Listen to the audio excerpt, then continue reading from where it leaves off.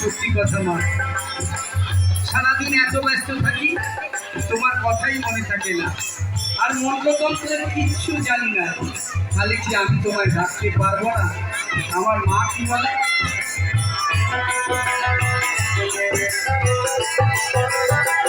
তন্ত্র মন্ত্র লাগে মাকে ডাকতে বলে, মা খুশি হয়